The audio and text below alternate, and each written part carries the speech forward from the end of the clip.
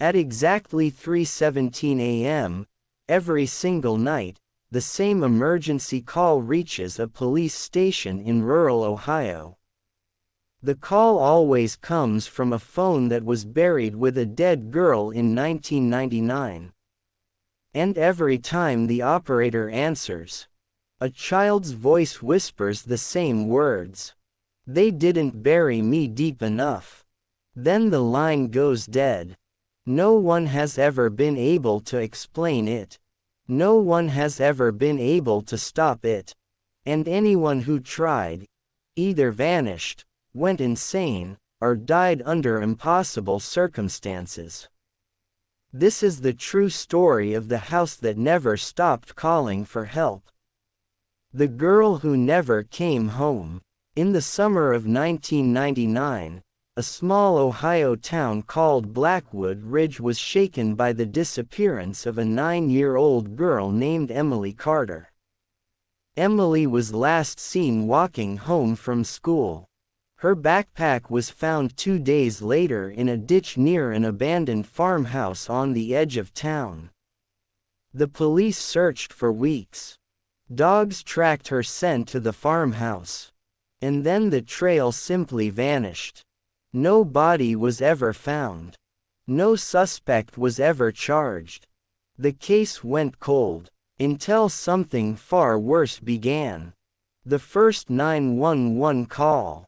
3 years after Emily vanished, the Blackwood Ridge Police Department received a call at 3:17 a.m. The dispatcher, Linda Fowler, answered. 911, "What's your emergency?" There was silence. Then a child whispered, "Please, I'm still here." Linda froze. "Who is this? Where are you?" The voice replied, "Under the house." The call disconnected. Police traced the call. It came from a phone number registered to Emily Carter. That phone was officially listed as destroyed. They found the phone. Police rushed to the abandoned farmhouse.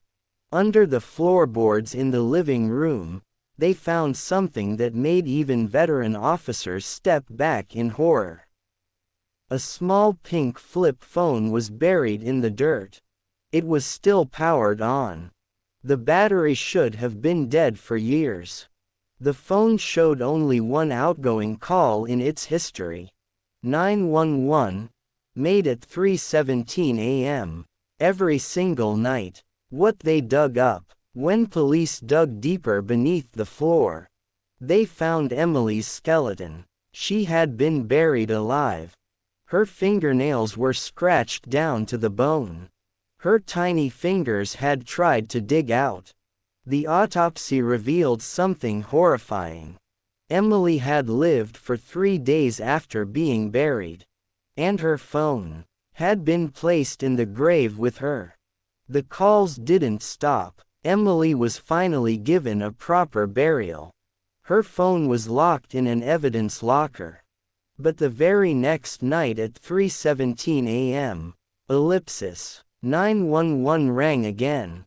The dispatcher answered. Emily's voice whispered, "They moved me, but I'm still not deep enough." The call was traced. It was coming from the evidence room. From inside the locked metal drawer, where the phone was stored.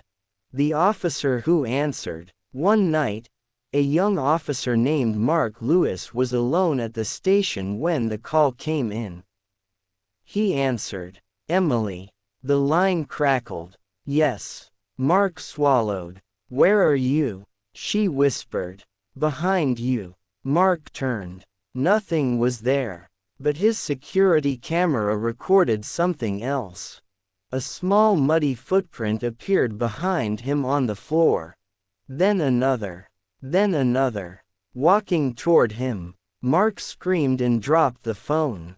He was found later, sitting in the corner, rocking back and forth, whispering, "She's still digging." He was declared mentally unfit for duty. He later took his own life.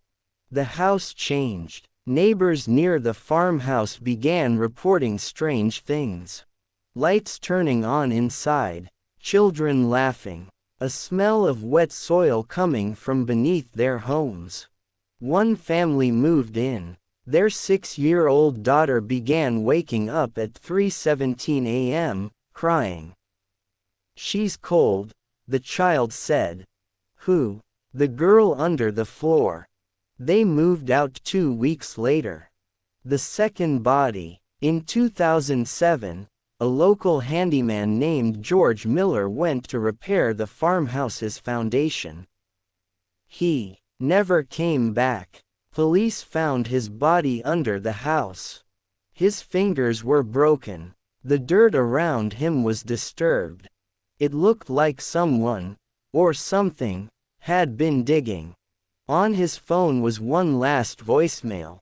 "I hear a little girl crying down here." The truth that terrified police.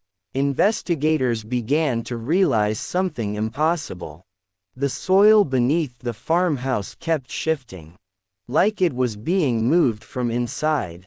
Every time someone disturbed the ground, the calls became louder, more desperate. "Don't move me. Don't take me. I'm still here." The police sealed the property. But that didn't stop anything. The last attempt, in 2015, a paranormal research team was given permission to enter the farmhouse.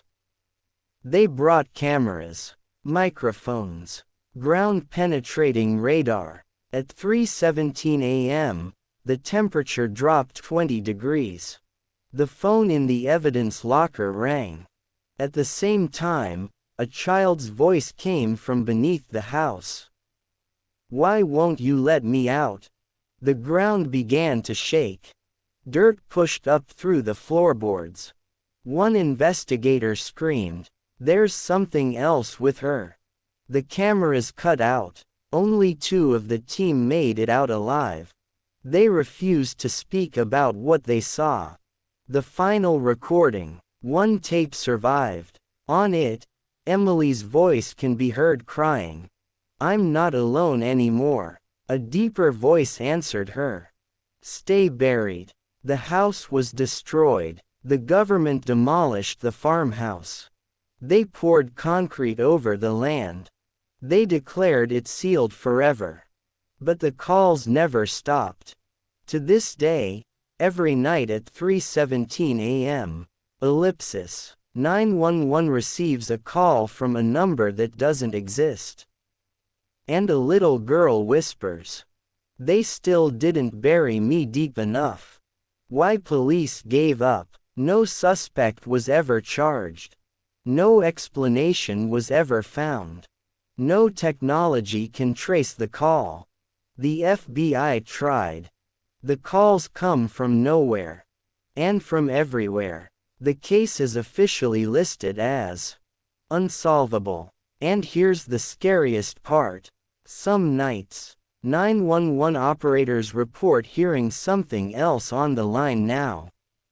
Not just Emily, but digging. Slow. Wet. Closer.